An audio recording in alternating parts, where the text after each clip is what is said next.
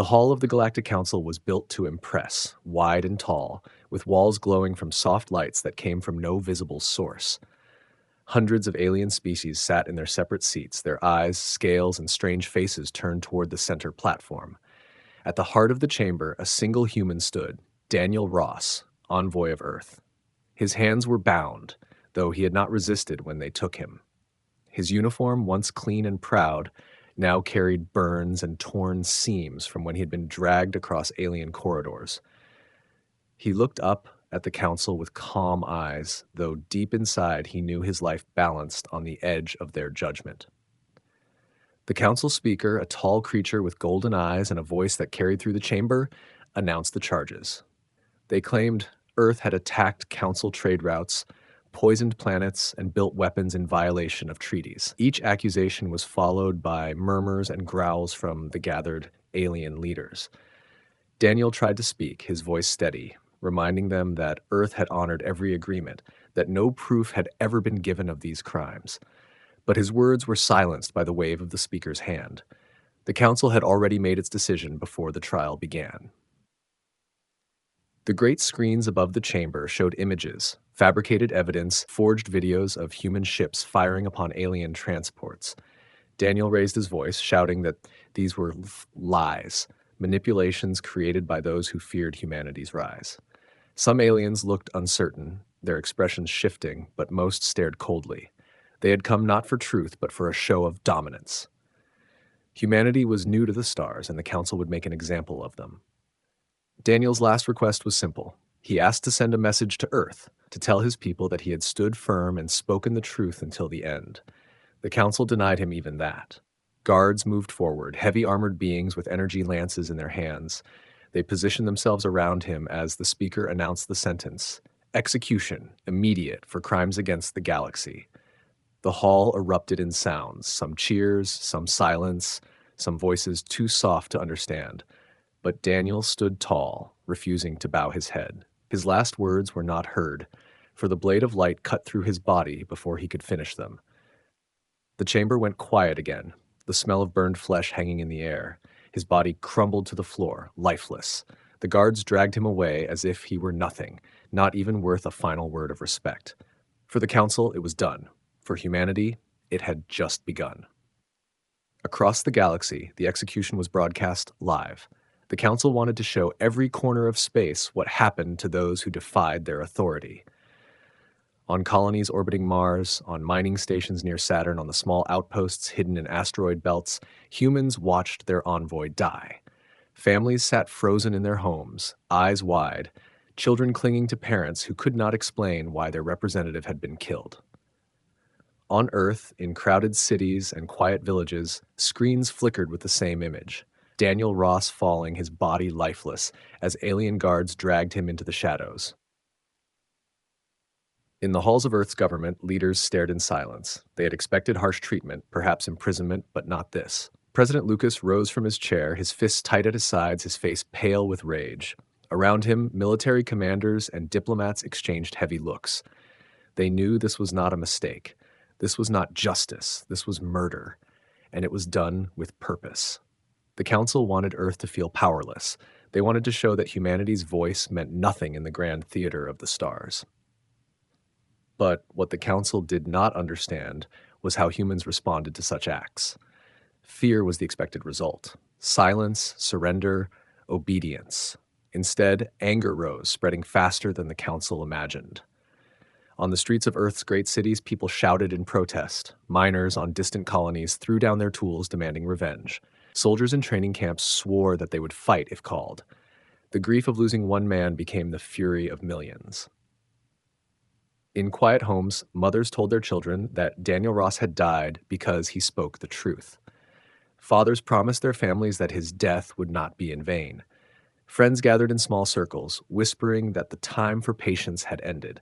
No one spoke openly of war yet, but the thought moved in every heart, like fire under the surface of cold ground. Humanity had been insulted, betrayed, and now stripped of dignity in front of the galaxy. Something inside them shifted, a determination that no one could undo. Back in the council chamber, alien leaders congratulated themselves. They believed they had silenced Earth forever, that fear would hold humanity in chains.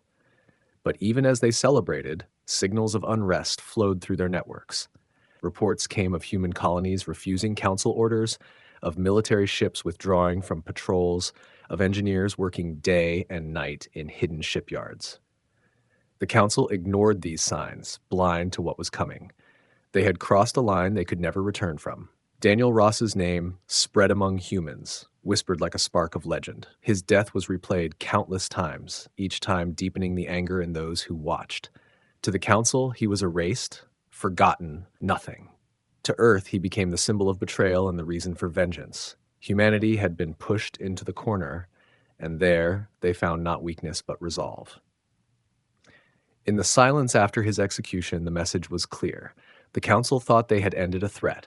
Instead, they had lit the fuse of something far greater. The galaxy would soon learn what it meant to provoke a species that refused to die quietly. The envoy was gone, but his people were alive, and their reply was coming, swift, merciless, and unforgettable.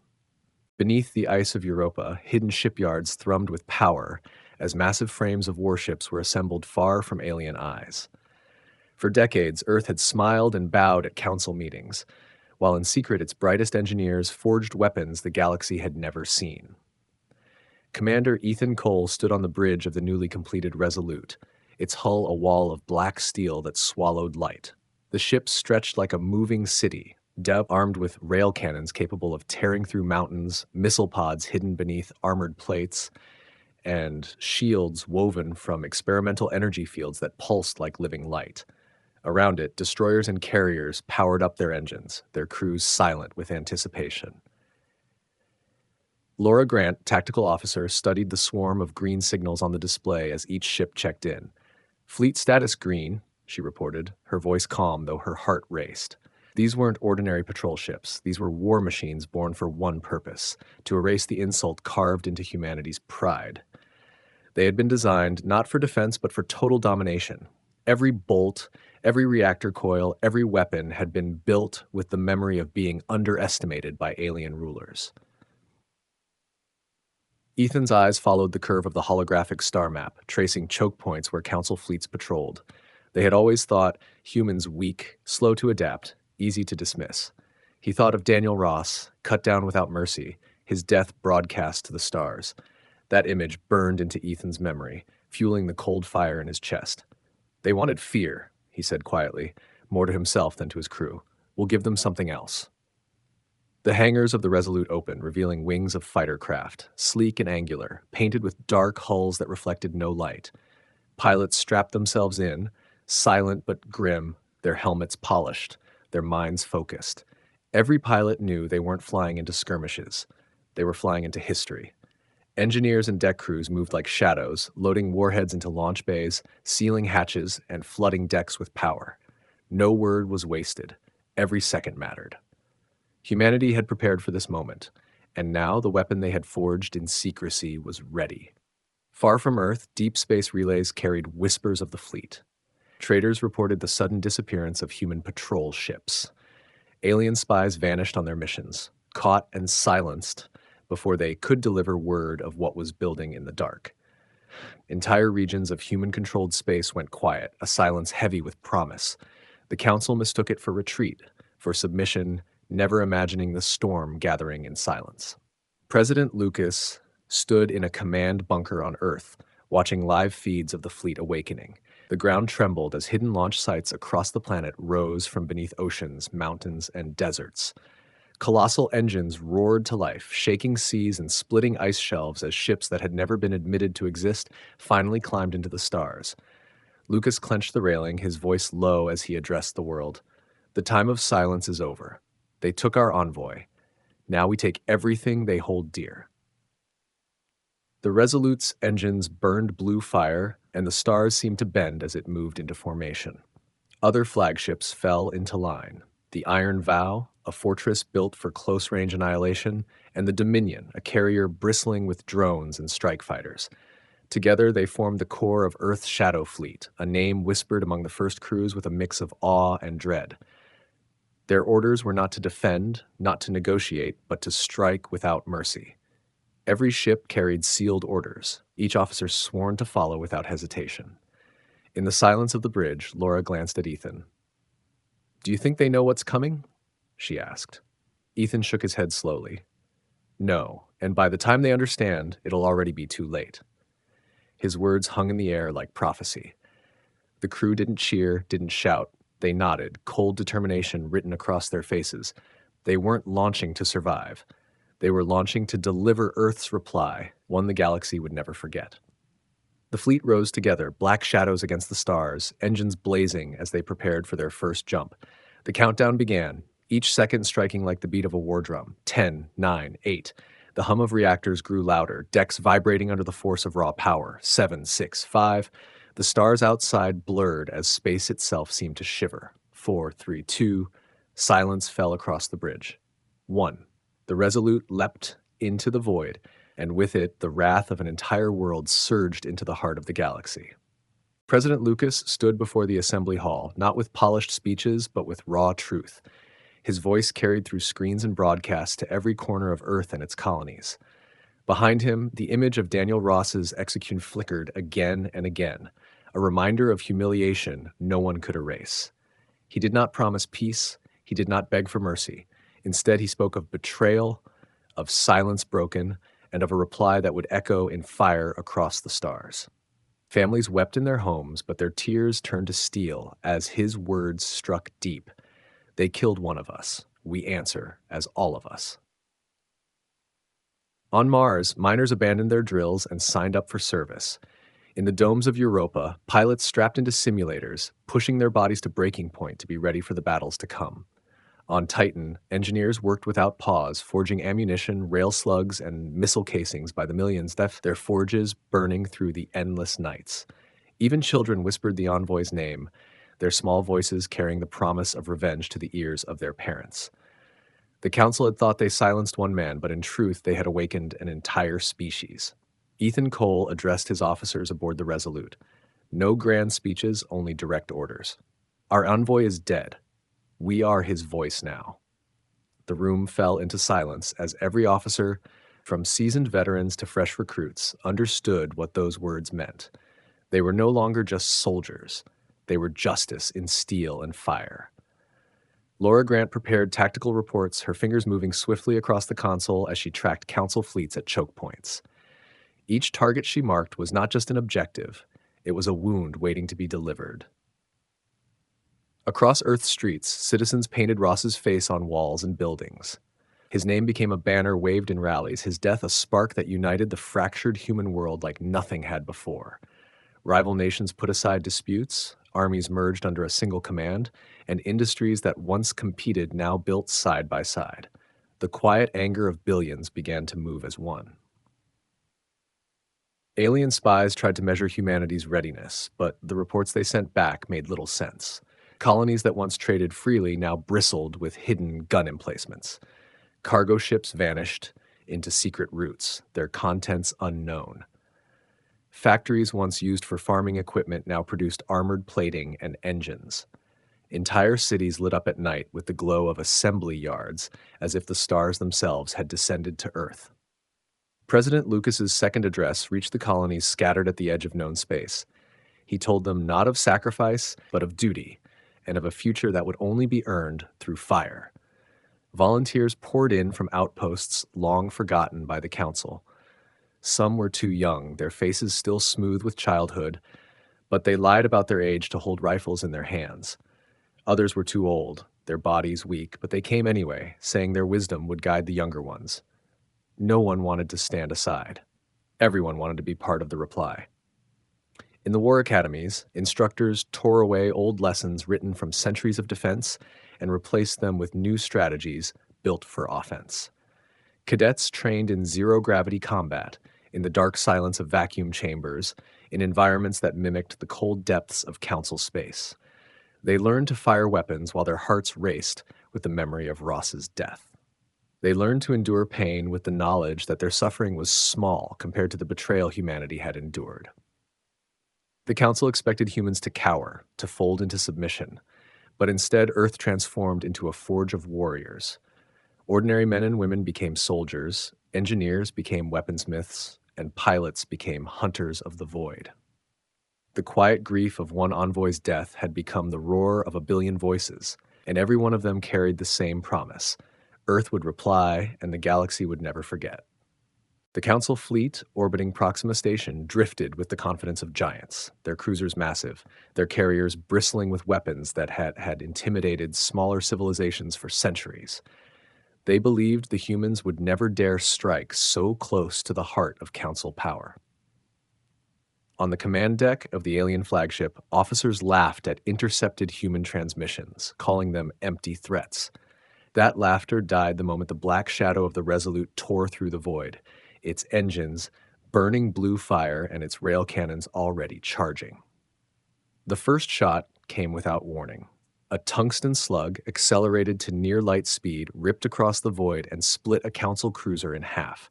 The explosion blossomed silently in the vacuum, fragments of molten metal scattering across the station's shield barrier. Panic spread as alarms screamed through every ship.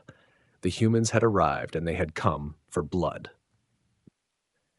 Ethan Cole stood at the center of the Resolute's bridge, calm as the storm erupted outside. "Target carriers first," he ordered. His voice was quiet, but every officer obeyed without hesitation. Laura Grant's fingers danced across her console, launching volleys of missiles that weaved between enemy fire before slamming into hulls with devastating precision. Smaller human destroyers darted like wolves, circling and striking with ruthless accuracy, carving through the Council formation before the aliens could regroup. Proxima Station trembled as its defense batteries came alive, unleashing torrents of plasma at the oncoming fleet. But humanity's ships did not flinch. Their stealth armor scattered targeting locks, their speed unmatched by the lumbering alien designs. The Iron Vow surged forward into close quarters, rail cannons blasting at point-blank range, its hull shrugging off impacts that would have crippled any lesser vessel. Inside its hangars, swarms of fighters poured out, cutting through enemy squadrons like blades of fire. The Council commander barked desperate orders, demanding reinforcements, but communications were already jammed by human interference. Signals died mid-sentence, fleets scrambled in confusion, and one by one, ships became silent wrecks drifting in the void. Ethan's eyes never left the tactical display. Every alien cruiser that fell was marked in red, every human ship lost in blue. The ratio was brutal, almost merciless. Council forces crumbled far faster than they could fight back. Within minutes, the once proud blockade dissolved into chaos. Ships attempted retreat, engines burning hard, but the Dominion unleashed drone swarms to chase them down. Escape pods were ignored. Survivors left to drift in the cold darkness. Humanity had no intention of mercy. This was not just a battle, it was a message written in fire and steel, a reply to the execution that had begun it all. As the last enemy flagship erupted into a ball of flame, Proxima Station itself lay defenseless. Human destroyers swarmed the massive orbital ring, blasting apart weapon platforms and tearing down shield generators. Explosions lit up the darkness, casting the station in burning light. Laura Grant turned to Ethan. "Station is exposed," she reported. Ethan gave a single nod. "Erase it." A volley from the Resolute's main cannon shattered the station's core. Fire and wreckage spiraled outward as the heart of the Council's presence in Proxima was reduced to nothing but drifting debris. Silence followed, broken only by the crackle of cooling metal. Across the bridge, the crew sat in grim silence. No one cheered. No one smiled. They knew this was only the beginning. Survivors' desperate distress calls carried across subspace, reaching worlds far beyond Proxima. Those who heard them trembled, for they understood the truth. Humanity's reply had begun, and it was merciless. Where the Council had silenced one human voice, billions now spoke in the language of war.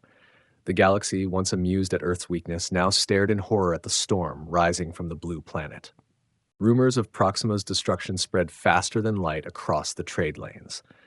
Merchants whispered in fear that an entire Council fleet had been annihilated in minutes, their great station reduced to drifting ash.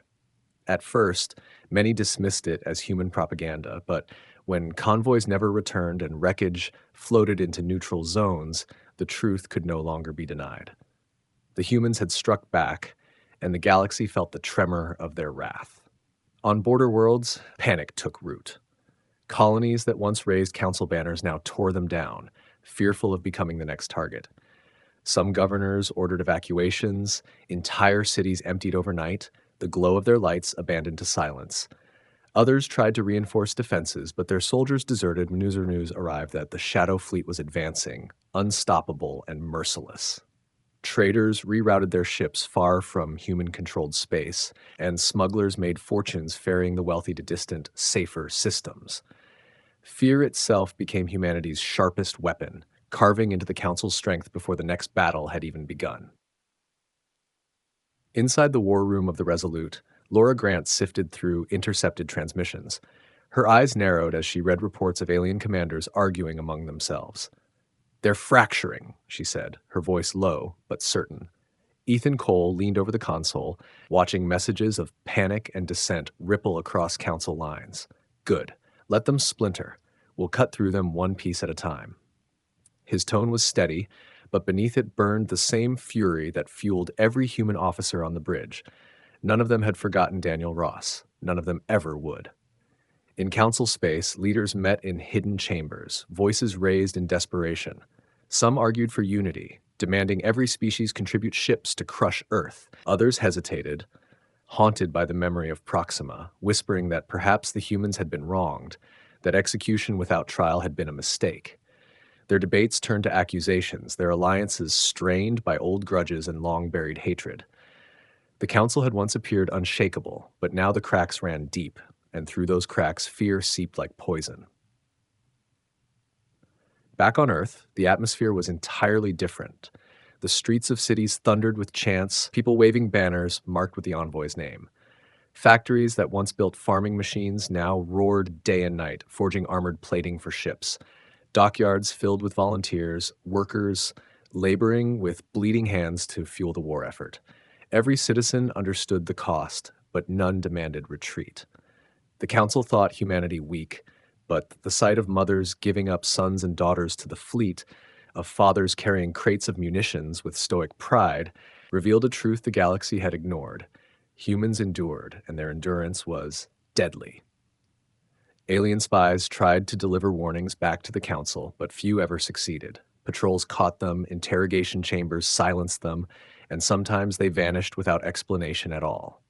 The silence surrounding human space became heavier, a void where information died. To the outside, it seemed Earth had become a fortress of shadows, every move hidden until the moment of strike. That silence bred terror. In the mess halls of the fleet, young pilots whispered of how entire enemy squadrons had surrendered without firing a shot, abandoning ships the moment they saw human war banners on their scanners. On distant colonies, children spoke with awe of Earth's warships, painting crude versions of the Resolute and the Iron Vow on walls and calling them the ships of vengeance. The legend of humanity was spreading faster than their guns could fire, and legends often cut deeper than weapons. The Council's propaganda machines churned, trying to paint humans as savages, destroyers of peace, but even that message faltered. Images of Proxima's wreckage circulated, undeniable proof of Earth's power. And in the minds of countless alien citizens, one thought repeated: if the Council could kill an envoy without trial, what else were they guilty of? Doubt spread like wildfire, eroding loyalty from the inside. On the bridge of the Dominion, drone squadrons returned from skirmishes with Council patrols. Their cameras showed frightened faces, ships surrendering, and distress calls that begged for mercy. Ethan Cole watched in silence before turning to his officers. They thought fear was their weapon. Now it's ours. Around him, his crew nodded, their expressions grim. Fear had become a tide, and the Council was drowning in it long before humanity's guns reached their next target. Rumors of Proxima's destruction spread faster than light across the trade lanes. Merchants whispered in fear that an entire Council fleet had been annihilated in minutes, their great station reduced to drifting ash. At first, many dismissed it as human propaganda, but when convoys never returned and wreckage floated into neutral zones, the truth could no longer be denied. The humans had struck back, and the galaxy felt the tremor of their wrath. On border worlds, panic took root. Colonies that once raised council banners now tore them down, fearful of becoming the next target. Some governors ordered evacuations, entire cities emptied overnight, the glow of their lights abandoned to silence. Others tried to reinforce defenses, but their soldiers deserted when news arrived that the Shadow Fleet was advancing, unstoppable and merciless. Traders rerouted their ships far from human-controlled space, and smugglers made fortunes ferrying the wealthy to distant, safer systems. Fear itself became humanity's sharpest weapon, carving into the Council's strength before the next battle had even begun. Inside the war room of the Resolute, Laura Grant sifted through intercepted transmissions. Her eyes narrowed as she read reports of alien commanders arguing among themselves. "They're fracturing," she said, her voice low but certain.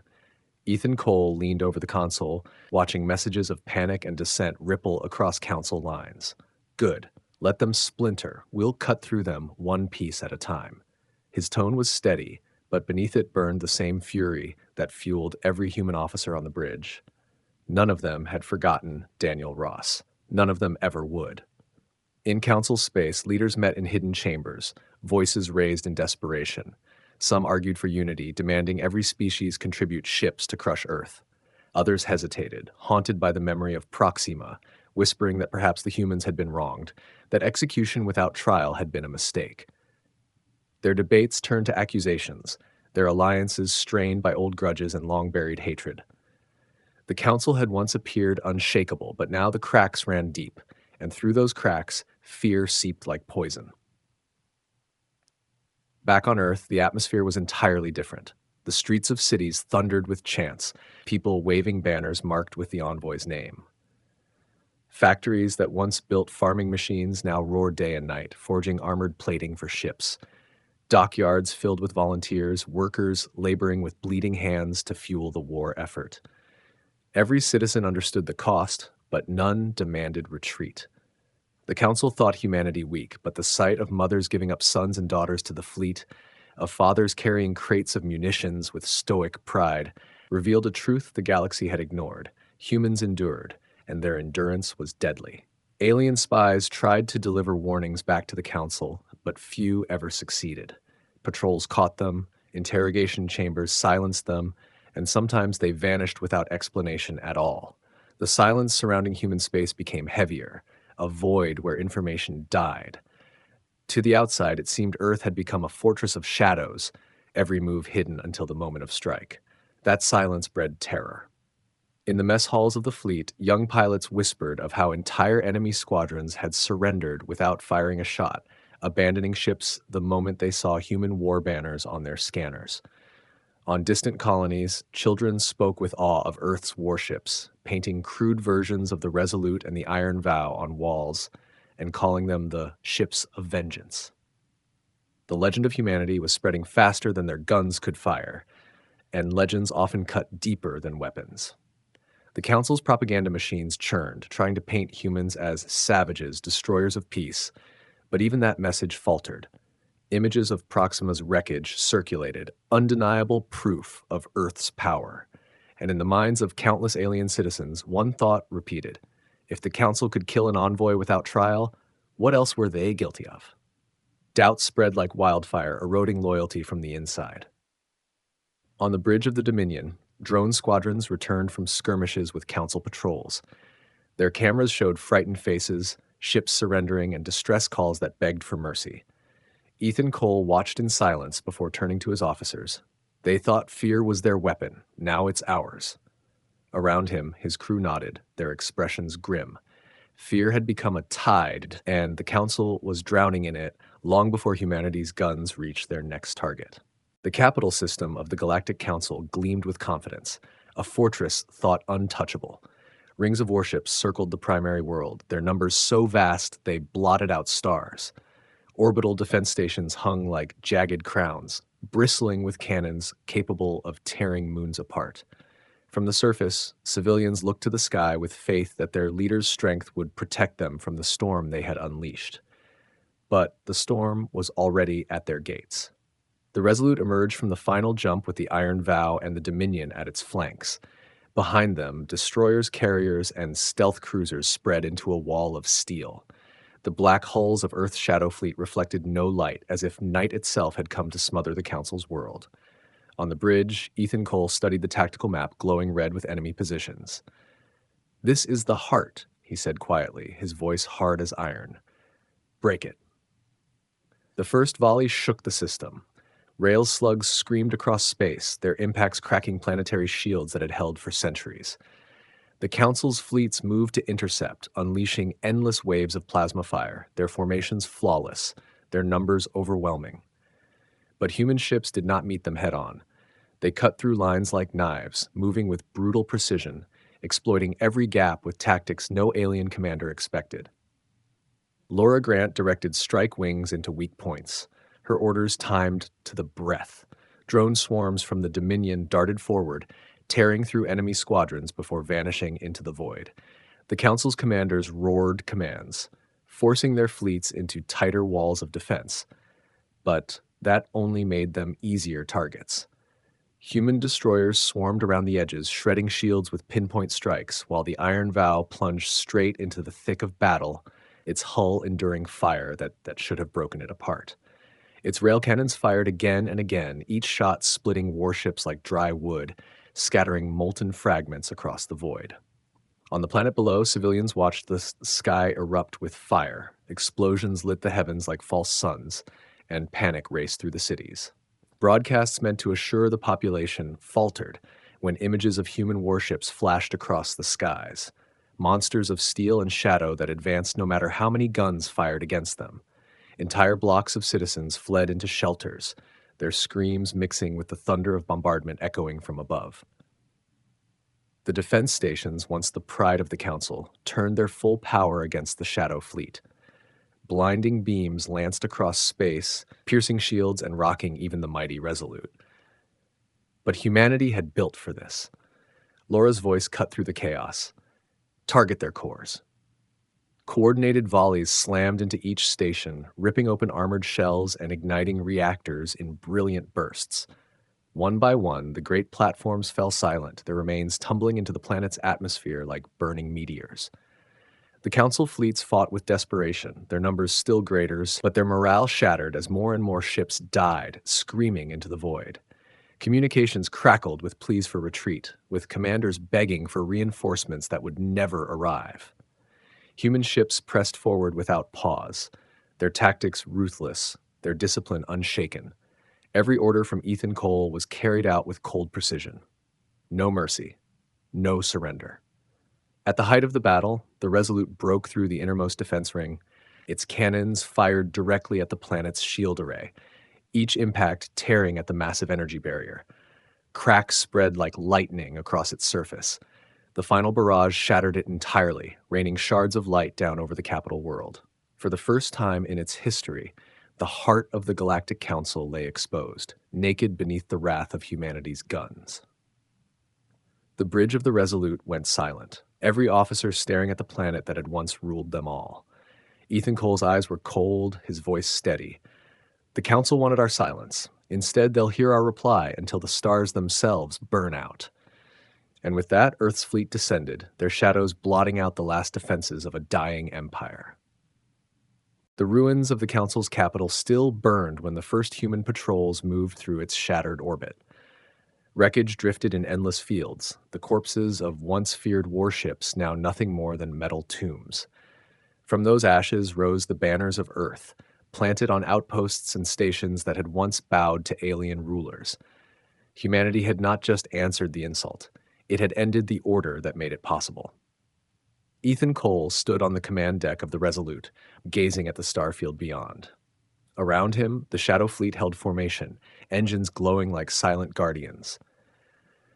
Reports flowed in, systems surrendering without a fight, colonies raising white flags before the first rail slug was fired. Fear had broken the galaxy's will to resist, but something else was happening too. Worlds long chained under Council law began sending emissaries to the humans, not in defiance, but in hope. They begged for protection, for partnership, even for forgiveness. Laura Grant oversaw the incoming delegations, her eyes scanning messages that spoke of desperation and opportunity. They see us as conquerors, she said softly, but some also see us as liberators. Ethan's reply was firm. Let them see both. Fear keeps order, but hope builds something stronger. His words echoed across the bridge, settling into the hearts of every officer who heard them. Humanity had not come only to destroy. They had come to rule and to shape what came after. On Earth, cities erupted in a mixture of grief and pride. Families mourned those lost in the war, while at the same time parades filled streets with chants of unity. Factories slowed, their endless production finally giving way to rest, but their workers carried their exhaustion with pride. They had forged the fleet that had carved humanity's name into the stars. Children carried drawings of warships through the crowds, their laughter a reminder of why the sacrifices had been made. In the former council worlds, silence gave way to new order. Human ships patrolled skies once claimed by alien fleets, their presence a constant reminder of who now held power. Governors who once sneered at Earth's fragile species now bowed their heads before human envoys, their voices trembling as they signed treaties of obedience. Yet for many ordinary citizens, this was not submission. It was freedom from rulers who had ignored them for centuries. To them, Earth's rise was not terror, but justice. President Lucas addressed the galaxy through every channel, his words carrying to the farthest colony and the deepest trade route. We were silenced, he declared, but we answered. Not with surrender, but with strength. Let this be the lesson written into the stars. Humanity bows to no one. His speech ended not with threats, but with a promise that Earth would never again allow injustice to go unchallenged. The galaxy listened, and no one doubted him. The shadow of the council was gone, and in its place stood something new. Humanity had risen not as subjects, but as rulers, their strength written in the wreckage of worlds, their will carved into the bones of empires. Ethan Cole and Laura Grant looked out from the Resolute's bridge at the endless stars beyond. For the first time, the galaxy belonged to humans, and its future would be shaped by their hands alone.